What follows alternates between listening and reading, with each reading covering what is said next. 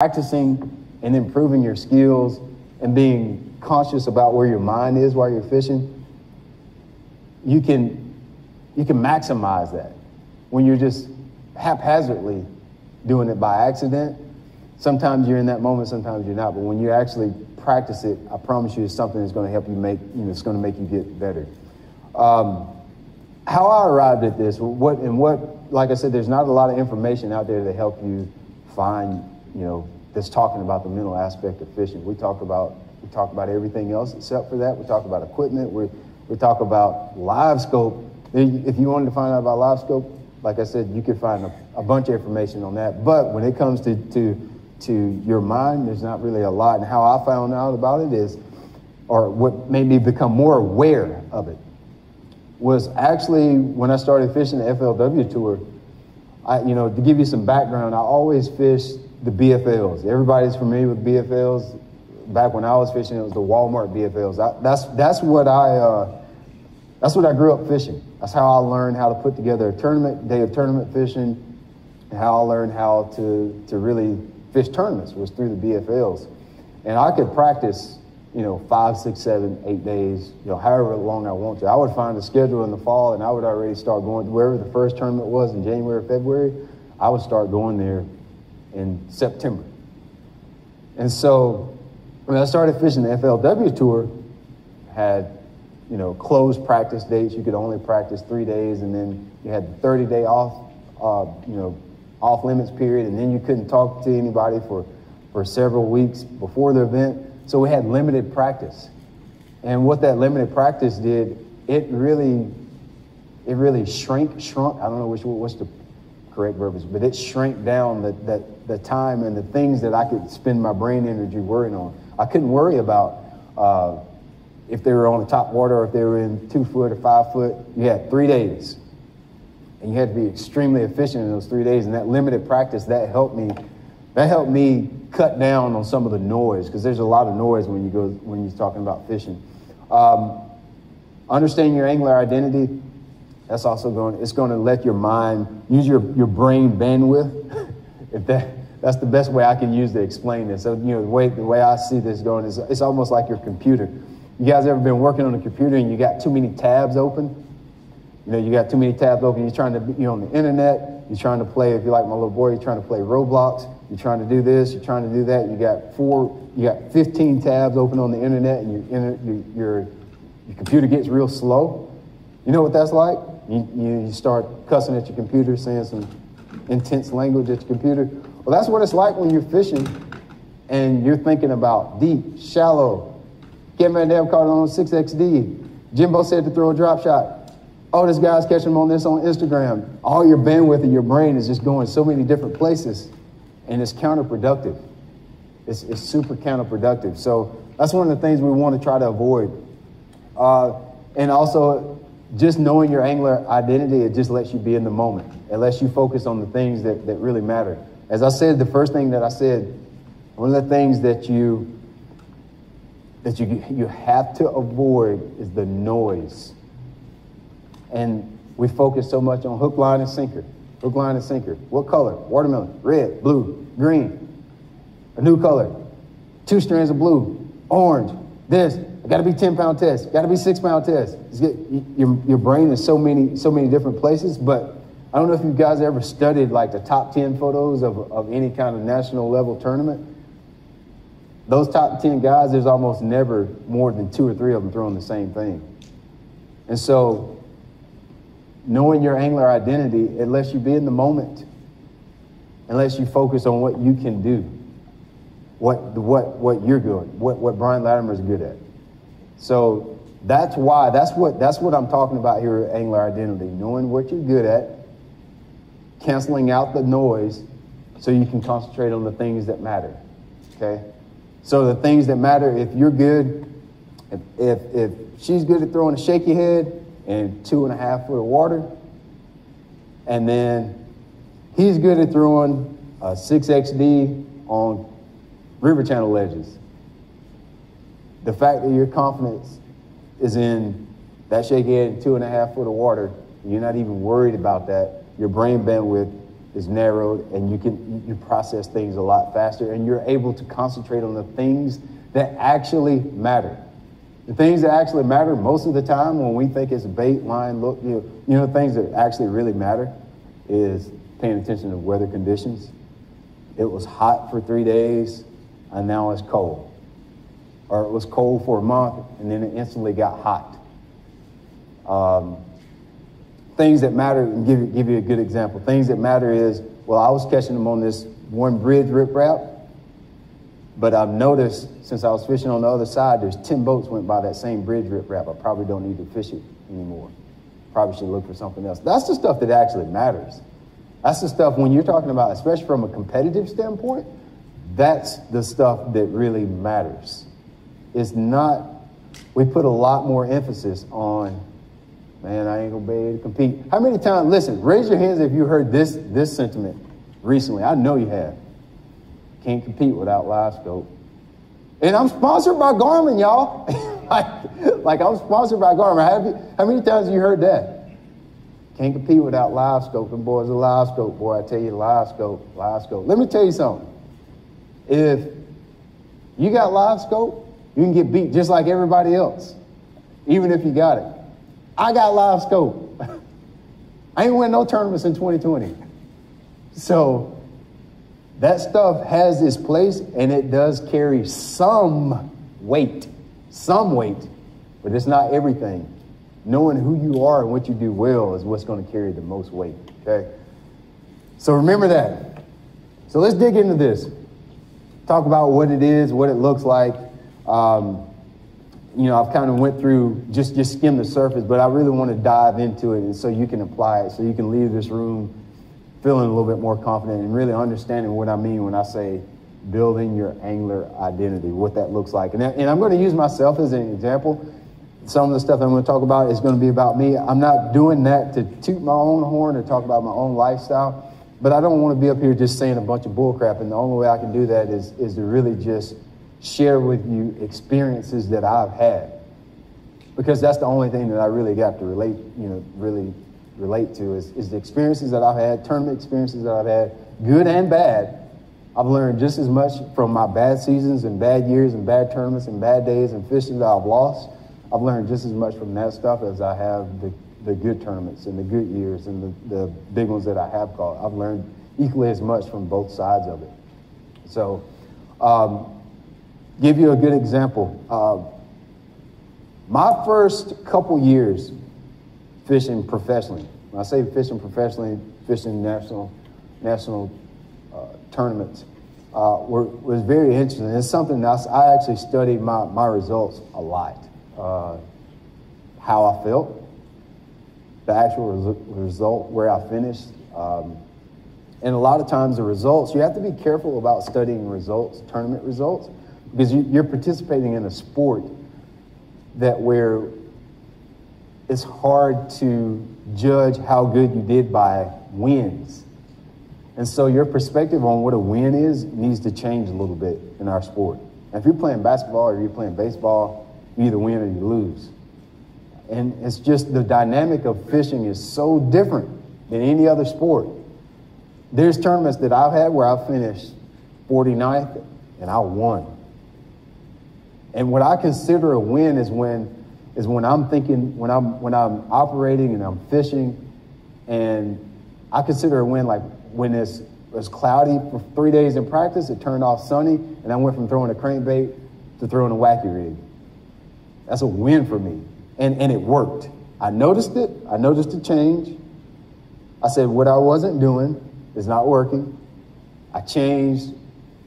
I executed, and it worked. That's a win.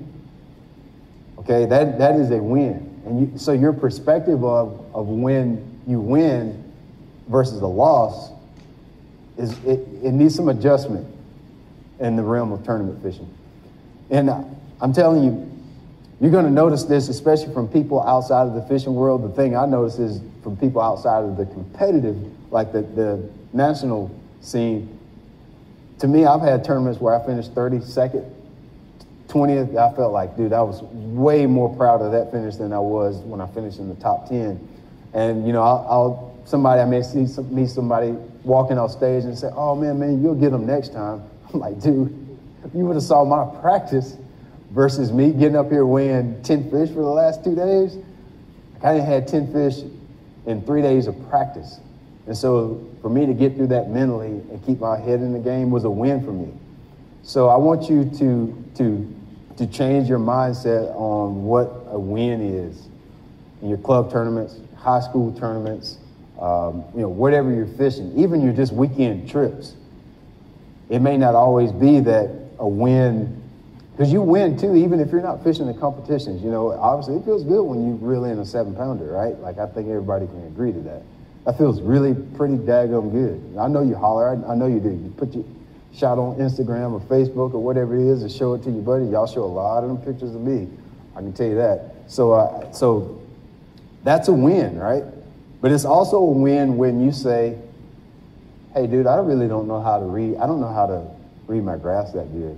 And so for 3 weekends in a row, you don't even put a rod in your boat and you dedicate that time to learn how to read your graphs. That's a win.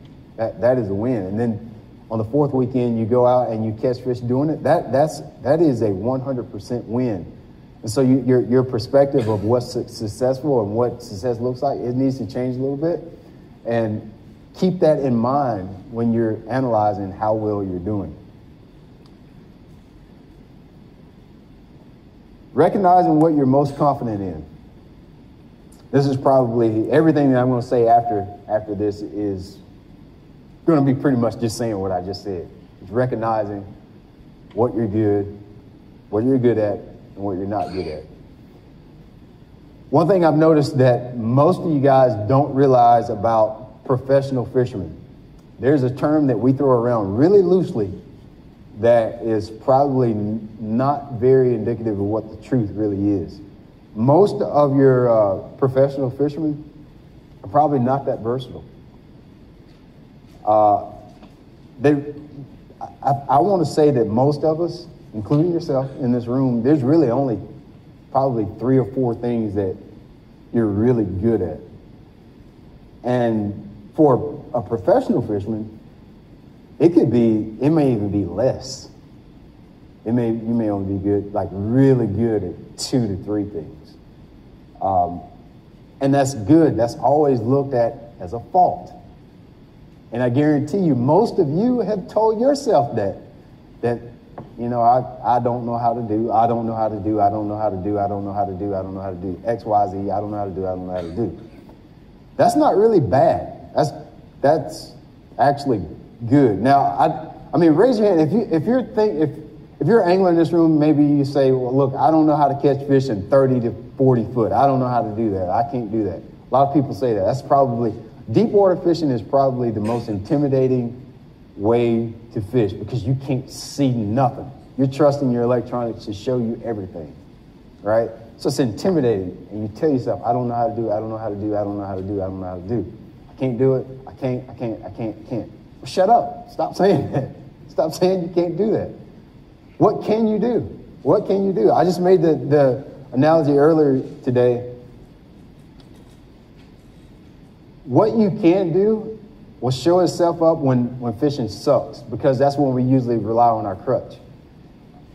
And so there's many of you in here, including myself, when I really became honest about the 2 or 3 things that I was really good at, when I would have tough days, even on my home body of water, or when I would go to a place that I've never fished before, one of the things that people always ask me, man, when you go to a new body of water, it's 60,000 acres, it's 70,000 acres. Heck, some of the lakes we go to, they're not even measured in mile and square footage or square acres. It's like square miles. Okeechobee is, I don't know, a couple thousand square miles. Y'all, square miles. Like you could put 15, 20 Lake Laniers in it. So how do you break that down? How do you in 2 days figure out where do you fish? You know who you are. You know who you are as an angler. And so when you know what you're good at, all right, so if you know you're good at catching fish at 30 to 40 foot, or you know that you're good at throwing a crankbait on rocks, or if you know you're good at fishing a jig, when you go to that big body of water, your eyes is looking for where you can fish, where you're good at.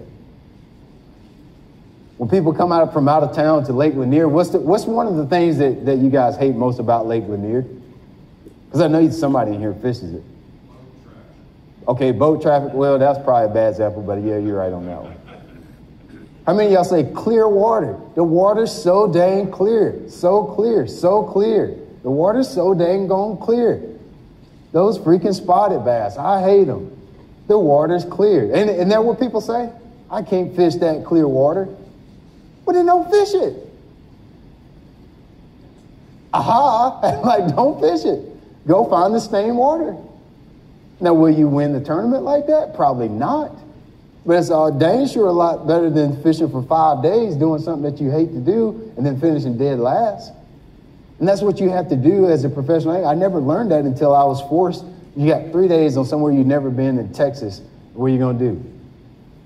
Especially being, like, for me, I grew up in this area. You know, I didn't grow up fishing Lake Lanier, Hartwell, Greenwood, Clarks Hill. Those are my home lakes. We ain't got a blade of grass in a fishery where I live within 100 miles. Well, everywhere I ended up fishing on national level is all grass. So I had to learn how, learn how to fish some doggone grass. It's ironic that I won a tournament fishing in grass. I don't even know, I don't know what I'm doing in that. But you either learn how to fish the grass or you go look for stuff that looks like what you know how to fish. That's how you make that work. That's how all that acreage and all that noise that you hear when you're not catching them. I know you guys have been out. You've been out, especially in the wintertime, because fish get in such big groups. You're out there fishing, you fish for 2 weekends, and you've caught one fish in 2 weekends. Come home complaining to your wife, God, I think I'm going to sell everything, honey. You want to buy a motorcycle? You know how that goes? You know how it gets like that? See everybody shaking their head. Yeah, I know how that is. Just concentrate on what you really know how to do. And I'm going to tell you how you'll understand what you have confidence in. You do it, but a lot of times it's subconsciously. You don't even realize you're doing it. Fishing is almost always tough before a tournament. When you're in practice and you get that one bite, for me, one of the things I'm most confident in is, people think that I'm a finesse angler. I'm really not. Really, that comes because one of the companies that I promote is Z-Man, who is one of their most influential baits in all of time, is a TRD. And so in me promoting the people that help me make a living, you think I'm a finesse angler, and that's not the truth, honestly. And then I'm not showing you all of my secrets on my YouTube channel like you probably think I am. Like the stuff that I'm really confident in. I'm not showing you that so you can beat me with it. And so what I'm really good at is cranking, throwing a spinnerbait, and flipping. That's what I'm really confident in. So when I go to practice at, I don't know, Timbuktu, and I've been practicing for 2 days and I ain't got a bite, what's the first thing I pick up? I'm going to go find some wood in the back of a creek and some stained water. Or I'm going to find a bridge riprap and I'm going to crank my balsa crankbait down the side of it till the lip falls out of it. That's what I'm going to do. That's the first thing I'm going to grab. And you got those things that when, you know how everybody starts out in the morning, you get out, you got your rod, you got that buzzbait, you got your spook, you doing that, you're real confident. And then by 11 o'clock, you started talking about politics. By 12 o'clock, you start talking about what you're going to do next weekend with the wife. Then by 3 o'clock, you're talking about how your kids cost you so much money because of student loans, college, and insurance. You know how that's how it goes. Everybody starts out, you're real concentrated in the morning. By 11 o'clock, politics. 12, talking about your wife. You're talking about your husband, how crazy he is. And by 3 o'clock, the whole world's burning down. That's how that goes. And that's exactly how it goes. But pay attention to the things that you start grabbing as the day progresses. And that stuff that you thought wasn't going to work is working now. Or that you pull, you grab. It's almost always something simple. Watch the tournaments. Watch your tournaments. They ain't won on a whole bunch of baits. There's a bunch of stuff in that room next door. It's real cool. You know what tournaments are won on? Dude, you can research this crap. I want you, like, when you leave here, I want you, even while I'm talking now, you can start scrolling on your phone. Look at a couple tournaments. You know what they're won on? Jigs, worms. Heck, maybe a couple of hard baits here and there. It won on simple stuff. It ain't none of that fancy crap. It ain't none of them $100 swim baits in there. Name one tournament that's been won on a $200 swim bait. I dare you to name one. Think about it. And here you are with a wall full of them. Could have been paying off your house debt. You buying swim baits. When you should have been buying trick worms and TRDs. That's what you should have been buying. So that's what I'm telling you, dude. You got to know what can you do good.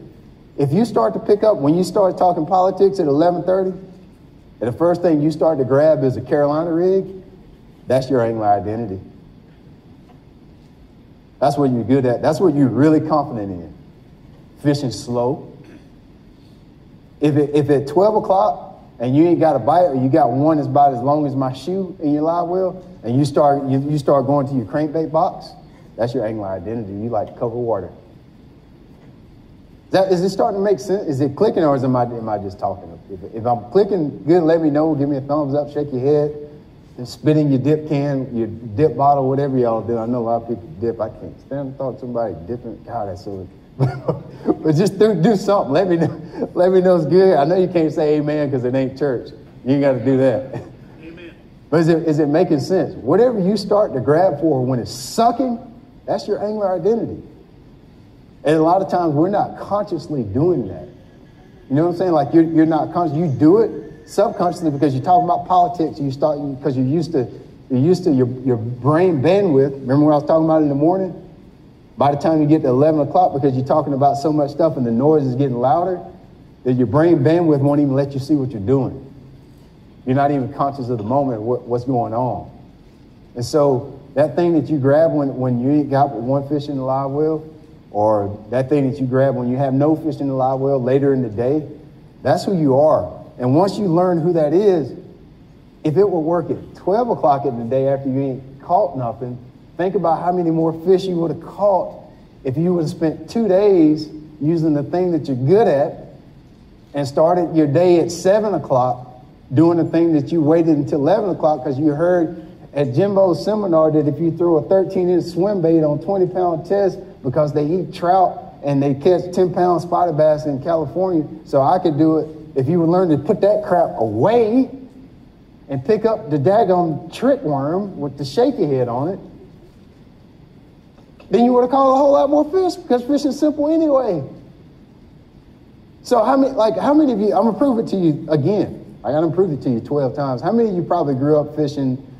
When you started fishing, you really only knew how to do two things. For me, one of them was throw a weightless fluke. And we didn't have shaky heads when I started. I used to throw a trick worm, a Texas rig trick worm. Some of you in here, all of you in here, when you first started fishing, you really only knew how to do about two things. Am I lying? You only knew how to throw a Carolina rig with a 4-inch lizard or something like that, right? Cotton candy, dip that sucker in chartreuse. You was like, boy, watch this. You throw that thing to the moon. And you just drag it. You only knew how to do about two things. And then if it got really bad, you put on a watermelon seed, right? You really got serious when you changed colors. You only knew how to do about 2 or 3 things.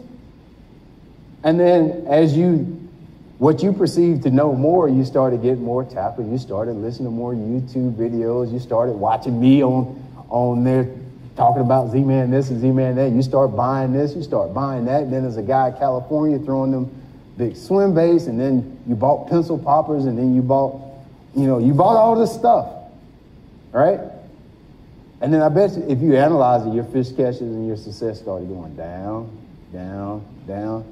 But when you was throwing that weightless fluke everywhere on Lanier, on every point that you visually saw, not the ones that you saw on your electronics that you paid $20,000 for, that you just know how to turn on and you don't really know what you're doing with them, but you got them because everybody else said you need to have them, and they look real good because it glows up in the morning when you get ready to blast off. That thing looks pretty.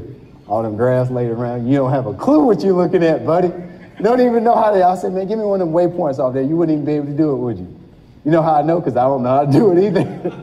If you wanted one of my waypoints, I don't know how to give that to you. I'll make a living in it. I don't even know. I have no idea how to transfer waypoints. If we had a tournament on Lanier, and if Jimbo wanted to give me, he could give me All his waypoints at Lanier. I wouldn't even know how to put them in my graph. I don't know how to do that, dude. I legit don't know how to do that. Like, I would just have to look at him and shake my head. I would pretend I knew how to do it. I don't know how to do that. I really don't. I have no clue how to transfer waypoints from graph to graph. I don't know. I sell my boat every year, and then whoever buys my boat, you just bought a whole year worth of my waypoints. I don't even know how to erase them. Because it don't matter. It don't matter. Like, it don't matter. And for me, the fun of fishing is like, that's cool if Jimbo would say, hey, man, I'm going to Lanier. I'm going to give you my waypoints. This is where I caught a lot of 4-pounders. You know, that's cool. But you know what really gets, like, if you've watched any of me fishing, you know, like, I get excited, I holler or whatever. You know what makes me scream, holler on the deck of my bass boat is when in my mind, I see something working or happening. I go try it and that crap works. Boy, that makes me want to shout to Jesus when that happens. When I think, okay, when I analyze, okay, I say water temperature is 45 degrees, okay, and the water's staying. The fish should be maybe in the pre-spawn mode, and then I go start doing that, and that crap works. My ego is there ain't a building big enough to put my ego in when that happens. I don't really get off on just catching. I've caught fish in my life. Like, I know a lot of times, and like, I'm not trying to offend nobody, like a lot of times people will show me pictures of like fish they caught. Man, like, look at this set. Like, dude, I done seen fish. That don't excite me. Like, I don't get excited over seeing fish. You know, I see a lot of fish. Caught a lot of fish, bro. Like, a lot of fish in my life. And so, like, I don't really get excited over that.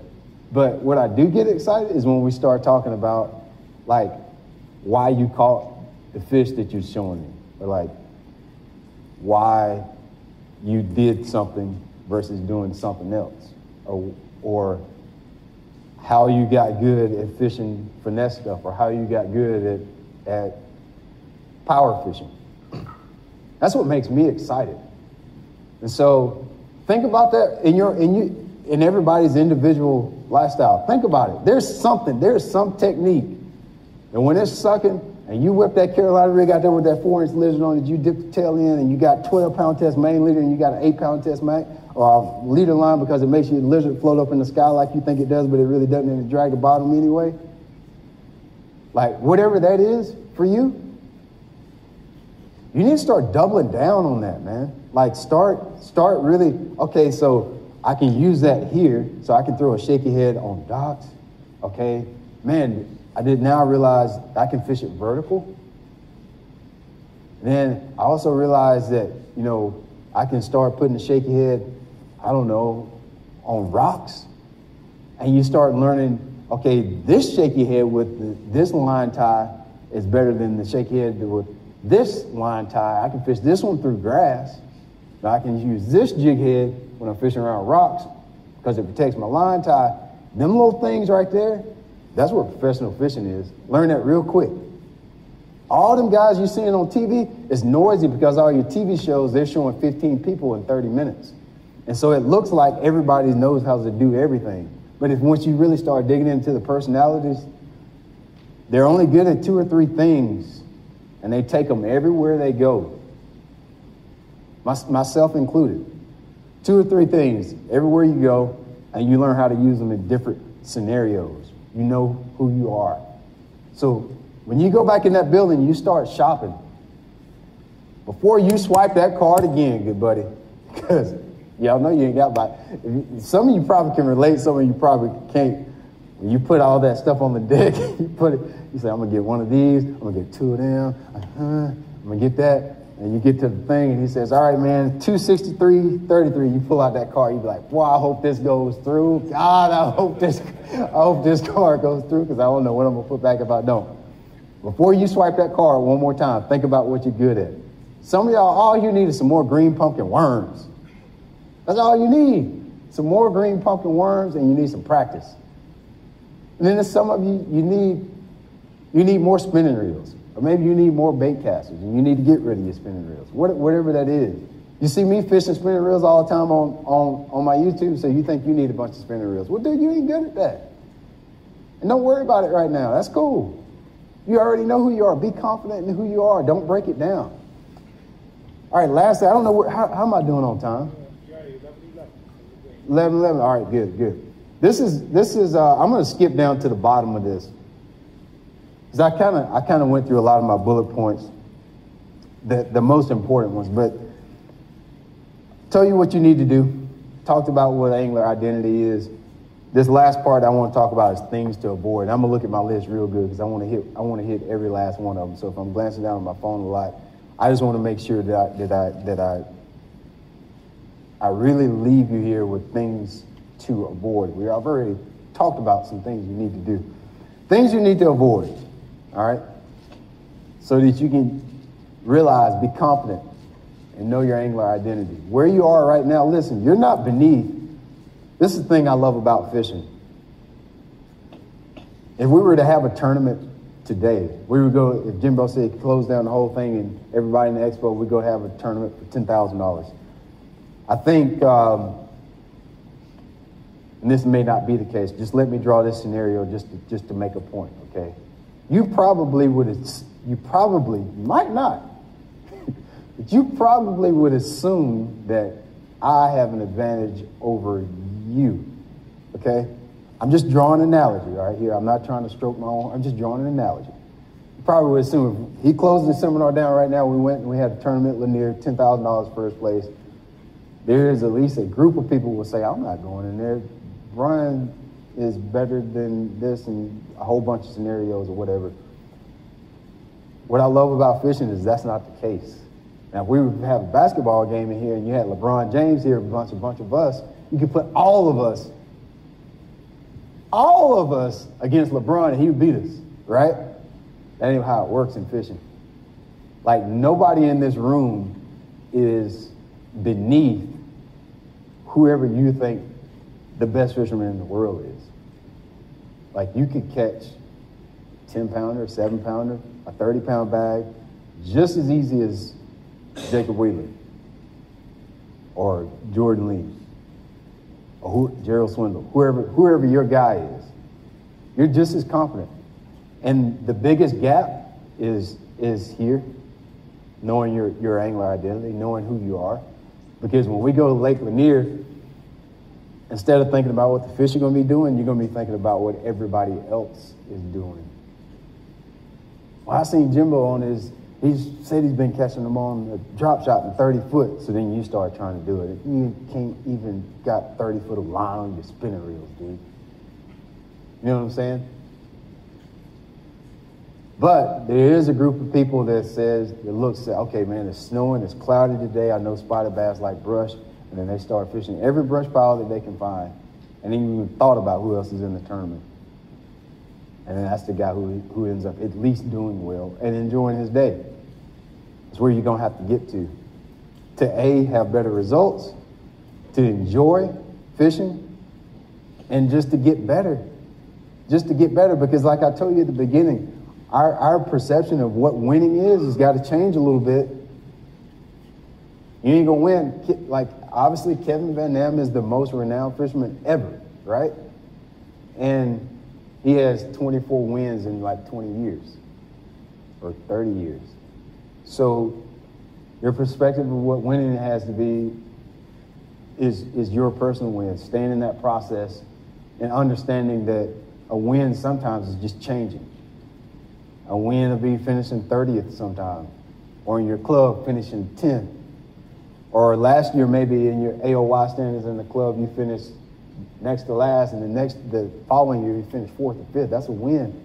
That's a win, guys. So let's talk about some things we want to avoid. Some of this stuff is going to be obvious, and some of it's going to be like very cliche, but trust me, the reason it's cliche is because it's real. Because it's the truth. So stop glossing over it. And really think about how it applies to you and your angler identity and how what the story you're telling yourself. This one's real easy and simple. Negative self-talk. That goes for all of us. Negative self-talk. I fight that all the time. I don't like it, and this is really weird. Growing up in the upstate of South Carolina where we have clear, deep fisheries, I hate fishing deep, dude. And I have to be careful because I'll look at our tournament schedule some years, and I'll see a couple Tennessee River lakes on there, and during the post-spawn, I'll be like, oh, dang, I don't want to do that. I get negative self-talk. I fight that all the time. I'm like, bro, I don't want to go off all the people going to be on ledges, and I don't want to idle for 3 days, and it's going to be hot, and I'll keep talking and talk myself out of something that I really probably know how to do because I grew up in the upstate of South Carolina, and I did fish deep a lot, and I actually do know how to read grass pretty daggone well, but it's just not my favorite thing to do. Negative self-talk, dude, you got to stop it. Your brain hears what's coming out of your mouth. It's listening. It's no different. Me having negative self-talk about how good a fisherman I am, and what I can and cannot do, and what I have the ability to do is no different than me talking to my kids, to my 8-year-old. I would never go to my 8-year-old and say, man, dude, you're never going to be any good. You can't shoot a basketball. I would never do that to one of my kids. I would never do that. I would never tell one of my kids, you suck and you can't do it. But why is it so easy for us to do it to ourselves? It's so easy for you to fall in that pitfall of saying, I can't do that. I can't fish this. I can't do that. You got to watch that. The guy in the club everybody's got one guy in the club that's like really good, like a super fisherman.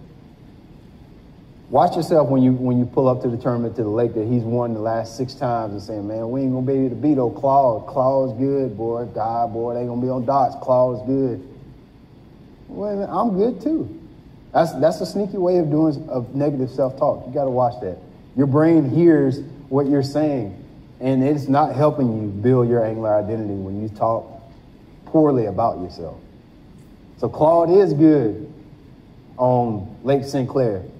Man, I've been putting in the work, and I think I got a chance today.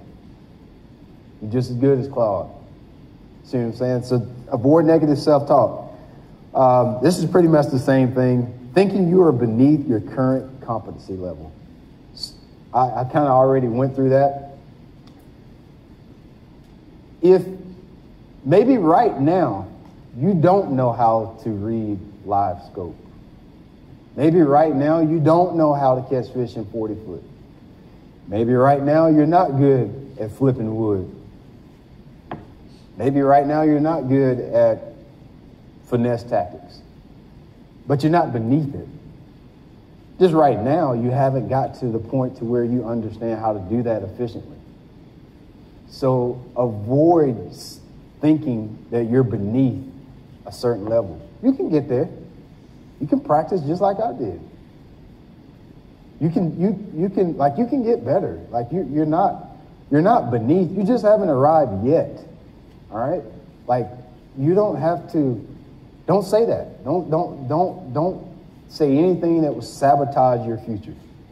Never do that. Because going back to the first point I just said, your brain is listening to everything that you say. Don't think anything's too hard. I'm pretty much saying the same things, I'm saying it a different way. And I'm doing that's on purpose. That's on purpose. Don't think learning how to fish a new body is too hard. Don't think that. Maybe it is right now, but let that be the fun part for you. If you get to a place to where understanding how fish work and change and you become fascinated with that, you will fish for the rest of your life. You won't have enough life to live to get bored because fishing's changed so much. I can think about my body of water at home, Lake Hartwell. When I first started fishing professionally, I was a guide in between tournaments because I ran a landscaping company, okay? Let me draw a scenario for you. Before I started fishing professionally, I only had one job in my entire life. That was a landscaping company. My dad owned a landscaping company. When I got older, I made my own landscaping company. Full service.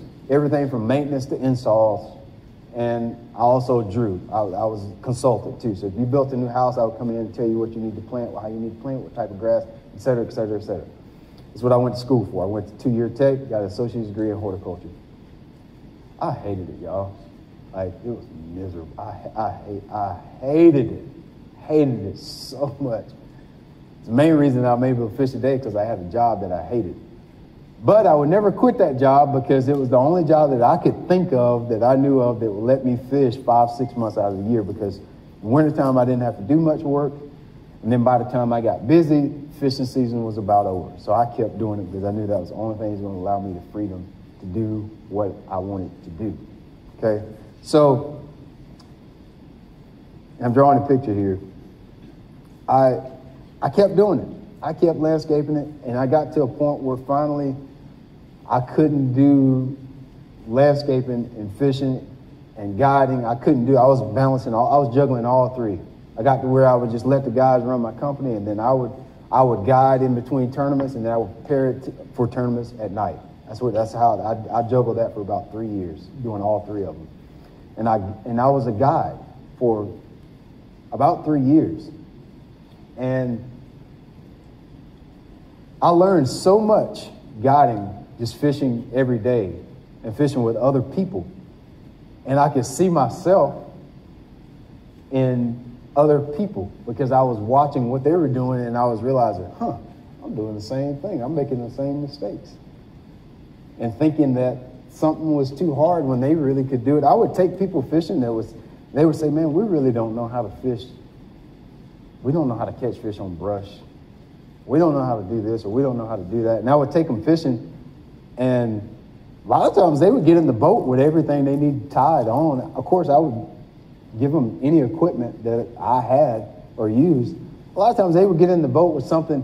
They either had the same thing that I had, or they had something ridiculously stupid. And a lot of times they would fish with some of that ridiculously stupid stuff and catch them too. And it showed me a lot of things about fishing. It showed me a lot of things that, it showed me this is where I really arrived at. It's like, man, like, it really ain't that much about hook, line, sinker, and reels and rods and electronics and all this. It's really about when that person got in the boat with me, they felt like they were about to catch it. And so they took something dumb. They would take a grub on a drop shot, and I don't even have a grub. They would drop it down and catch fish. And so it taught me a lot about angler identity. So I don't want you guys to think that anything in fishing is too hard. You can just practice. You can get better. Where you're at now is not where you'll always be. Say it again. What you understand about fishing right now is not as high as you can go.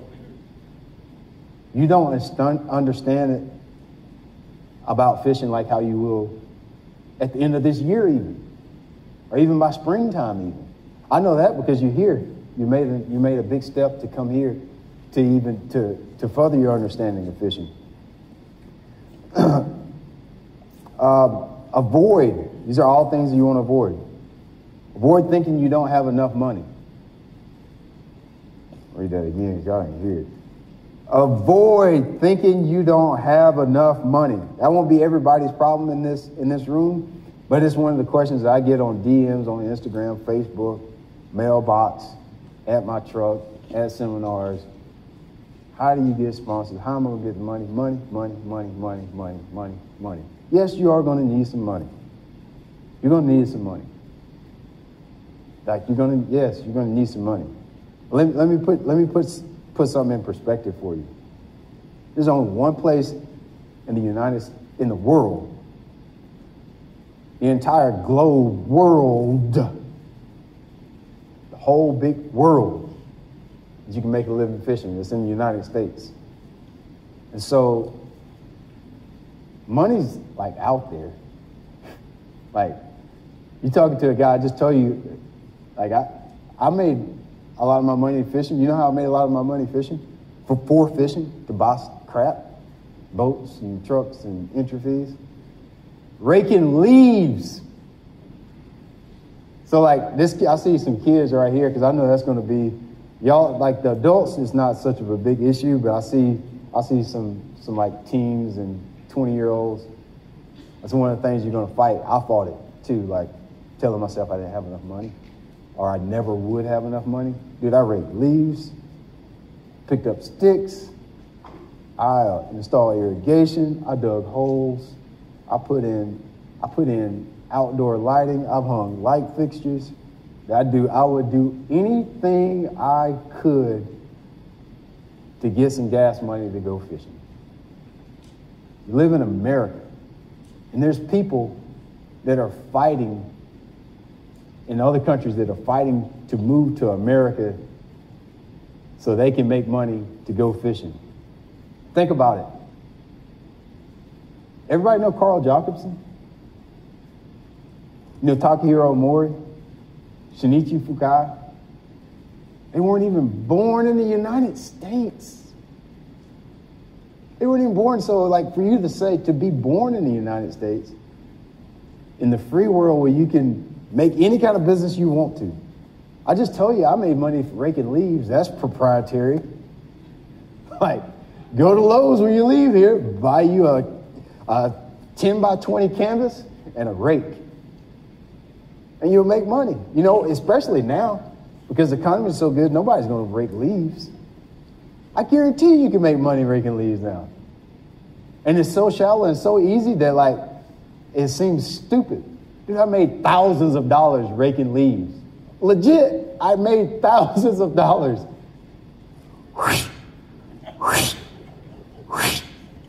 Putting it on the canvas, taking the canvas in the woods and dumping it. That's how simple it is to make money. Thousands of dollars, guys. I literally paid for FLW tour entry fees, raking leaves. Raking leaves. But you want to do something complicated. You want to make an app, which is cool because some of you can't do that. That's your identity. You know how to do that. I didn't know how to make an app. My daddy taught me how to rake leaves. And I legit made money and bought trucks, and bought Ranger boats, cutting grass, raking leaves, and digging holes for plants. So for some of you, that's not going to be the case. You're not going to rake leaves, but maybe you know how to draw pictures, sell some art.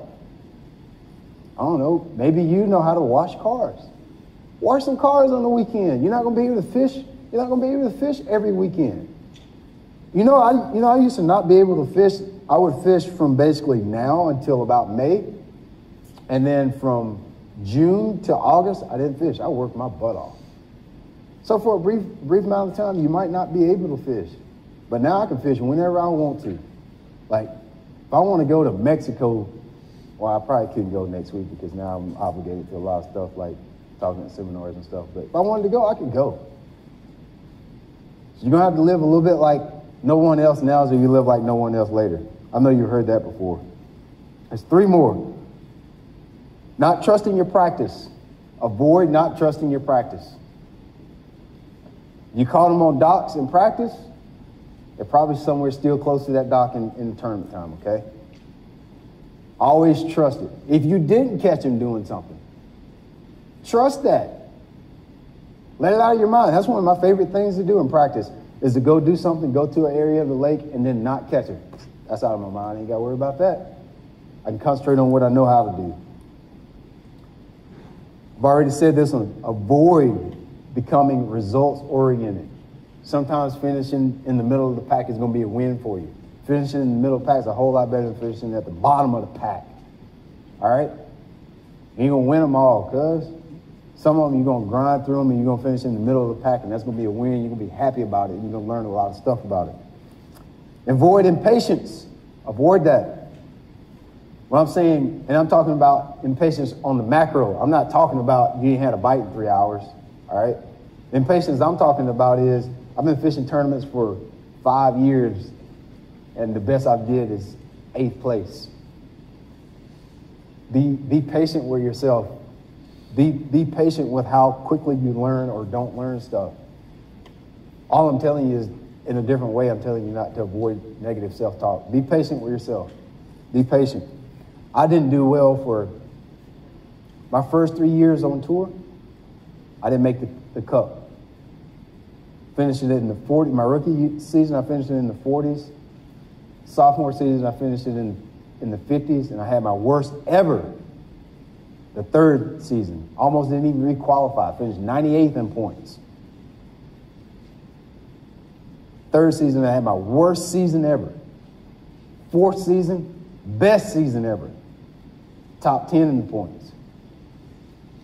I can't even tell you what I did different. All I know is I was working my butt off, and I knew I could do it. And in my mind, I knew what I was able to do. I knew what I was able to do. And all that crap just snowballed into a good year. So be patient with yourself. Give yourself some time. Blaming others. This is my last point right here. Blaming others. Probably the most toxic mindset you can have is blaming others. I did it. I hear it all the time from professional anglers. I hear it from people at seminars. I see it in comments on Instagram, YouTube. This is the most toxic mindset you can have, is blaming others. Well, Brian only makes it because he had X, Y, Z. And little Johnny only makes it because, well, his daddy owns a construction company. Well, he's got that 22-foot Falcon, so that's why he wins. Well, he's had live scope longer than anybody. Or, it's always putting an asterisk by people that are doing better than us. And it's a way of canceling it. We think that's giving us an excuse not to work hard or to do better or to be patient. You got to avoid that. You got to. It does nothing for you. It does nothing for you. It does nothing for you. Our sport is strictly offensive. There's nothing I can do about what the rod benders do when we're in the tournament. I have no control over what they kiss. The only thing I got control over is my cast, what I think, and where I go. That's all I have control over. So blaming other people, blaming your wife for not being supportive, blaming your parents for not being supportive, that ain't gonna help you. It does nothing for you. After you say that stuff, nothing happens, nothing changes. It doesn't help you. You won't weigh in more. You won't walk across the stage and they say, 10 pounds, 2 ounces, but it looks like he didn't have the right boat, so we're going to give you a 2-pound curve. That ain't going to ever happen. It ain't going to ever happen. So you might as well let that go. Just let it go. Don't blame nobody. You won't ever get a poundage curve because you didn't have the right equipment. Nobody cares. That's hard. That's a hard pill to swallow. Don't nobody care. They really, people, they don't care that you don't have money, or they don't care. So you better just stop blaming them and take responsibility for it, and then learn your angler identity. I'm done. Are we doing, did I go so far we don't have time for open-ended questions and all that? No, I was going to say, first of all, great presentation, wonderful insights. I knew this was going to be good. Just sitting in the back listening to Brian, those points are all so valid. And a lot of them go beyond fishing. It's not just fishing. It's, taking personal responsibility, for instance, for who you are and what you are, goes a long way. So with that, thank you, first of all. Let's, we've got about 10 minutes to take a few questions. If anybody's got some questions for Brian, then we'll break for a chance to get something to eat, go to the expo, and gather back up. So questions for Mr. Latimer. Y'all got any questions? They say, no, you don't talk for an hour, cuz I don't want to talk to nobody. I want to go get some pizza. Go, man. Yeah. One of the rod benders. Go, baby. No, just the FLW tour next year. What are we calling it? The Pro Circuit. The Tour du Jour. Yeah, FLW Pro Circuit next year. Yeah, so there'll be some familiar places there. We're going to almost everywhere I've already been, except for St. Lawrence, I think. So I'm looking forward to that. What else? There we go, front row here. What are your feelings on the merger of the Major League Fishing and all that? How is that affecting the industry? So his question was, about the merger. Obviously, last fall, the FLW Tour and the Major League Fishing, there was an acquisition where they basically bought out FLW, and I was just asking kind of what I thought about it. I don't know yet. It's so new, it's so fresh, that I'm just kind of watching and looking. Kind of why I took took a step back last year because I kind of just watching and looking, seeing what's going to happen. I think it's too early to really give a to give a good, honest opinion. But I can say this: it's shaking up a lot of stuff. It's shaking up a lot of stuff where professional careers go, and I can't say that it's good or bad. I don't think it's necessarily bad. Anytime there's no competition, that's usually a recipe for disaster. I like the fact that there's some choices now. You got places, you got options. I feel like the professional platform got a little bit bigger since we have places to fish. Now, some people argue with that. They say, oh, it's diluted, it's this, it's that. I kind of feel like actually the exact opposite. I feel like I think we do need more room. I don't think 100 or 200 professional fishermen. I think there's enough people watching that they want to see more than that. So I like that in the fact that there's 2 different formats to watch now. And you've almost like, I feel like the leagues are almost, they're not even really operating as leagues. I feel like 2 teams. You got like Team Bass, and you got Team Major League Fishing. Who's going to win this weekend? Who's going to win this year? I kind of like that. I like it because I think it creates some competition. Because if you tick me off, okay, I'll go over here. We didn't have that always. So it kind of puts some power in our hands as anglers, I think. Another question right here. Yeah. Kind of going into what you were talking about in a tournament scenario where go to your strengths, go to the things that you're most comfortable with in the tournament scenario. Take that away from the tournament into your preparation, your off season. Do you spend more time working on the things you're good at? Yeah. Or learning the things that you're not good at to be able to incorporate that in the next one? Yep. And I feel like that's almost like that's something, was 2 things. That's almost a whole different similar thing. We need to have a 2.0 of learning how to do things that you're not good at. And yes, you do need to do that. And that is some of the stuff that I do work on in the off season. A lot of times it ends up being something that I work on during the tournament or during the practice and over time, because there's just certain ways to fish that I don't have access to. I don't have access to a true ledge fishery. I don't have access to a tidal fishery. I don't have access to, aquatic vegetation. I don't have access to that. So a lot of times I got to learn that in the actual event sometimes.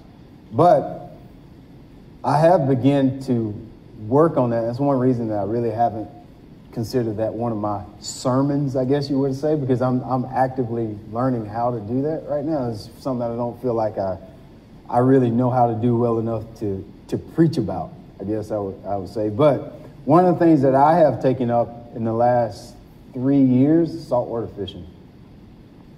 Saltwater fishing has helped me in 2 ways. I don't know, does anybody here saltwater fish at all? That'll make you hate bass fishing kind of, because it's fun. I like catching fish. I like catching them, right? And that's what you get to do in saltwater. Don't let nobody tell you that saltwater fishing is easy, because it's not.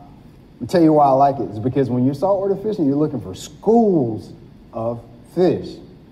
It's not like freshwater fishing where you go in the back of a creek and there's one on a stump and you go catch that when you run to the next creek. Saltwater fishing don't work like that. They travel in big schools. And so it's helped me, because when I'm in dead water, pick it up, move. Dead, go. When you get a bite, you slow down and you figure out why they're there. So it's helped me. Tidal fishery. You remember how I just said I don't have access to tidal water? Well, we usually once or twice every year or 2, we go to a tidal fishery. Saltwater fishing is strictly tidal. So the thing I like about that is you learn how to fish tides. You learn how fish move up and down on tides. Something you're not going to learn that on Lake Lanier, how to fish tides. But guess what else comes with that I don't have really that much access to in the upstate of South Carolina? Current. Tides create current. So I've learned how to fish current through saltwater fishing. You kind of get a feel for like washing it, what they call it, washing a jig, when you kind of flip it up the current and just kind of let it bounce down with the current, that kind of deal. That's all saltwater fishing is, fishing current, fishing tides. And so in that respect, I've been able to practice. How you learn stuff is through repetition. One thing I didn't get to talk about in my little talk here is repetition. And whatever you're trying to get good at, if it's something out in the off season, try to find somewhere where it's easiest first so you can get the repetition in.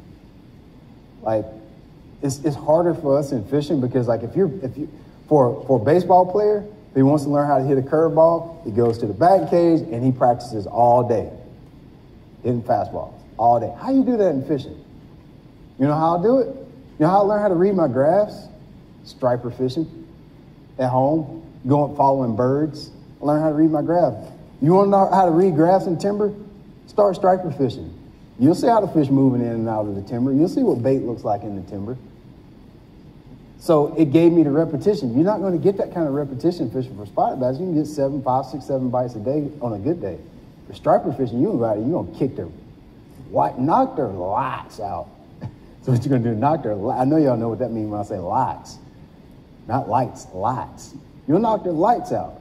And so repetition helps you get confidence and get some identity with it. So maybe you should think about doing some striper fishing in the off season, or when striper fishing is easy, so you can learn how to read your electronics or learn how to fish vertical.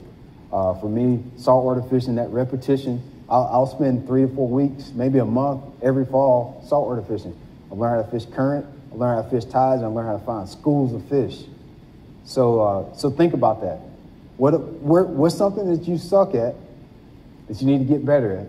Figure out a way that you can get some repetition in that, whether that's grass, fishing deep, fishing shallow. If it's fishing shallow, go to Florida and fish. If it's fishing grass, go to Florida.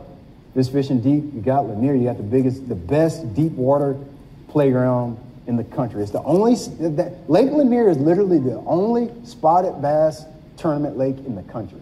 There's nowhere else we'll ever go there's a true spotted bass fishery that you can have a big tournament on. It's the only one. The only one. You got the best playground in the world to learn how to fish deep on. So, like, get some repetition with it. And it might not even be with bass. I just said, like, striper. Perch jerking. Anybody here go to Clark's Hill? Go learn how to catch perch deep. You'll learn how to read your graph. You'll learn how to get a feel for catching fish deep. That's how I learned how to fish deep. It wasn't with bass. And you'll get the confidence in what it feels like because you can get some repetition. You're not going to get that bass fishing. You're really not. You just can't catch enough fish unless you fish every day. Right. Well, again, Brian Latimer, thank you so much for being here. Thank you. Yes, give him a round of applause. Everybody, we're going to take a break. We'll be back at 12:15 with Shannon Gorman, our fisheries biologist. And again, huge thanks, Brian Latimer. Thank you, guys. Y'all have a good day. Don't swipe that card too much. Well, actually, I promise. Do swipe the card. Jimbo's probably not going to like that.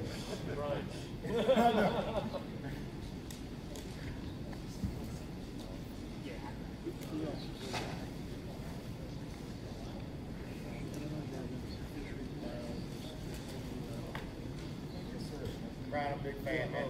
Have good.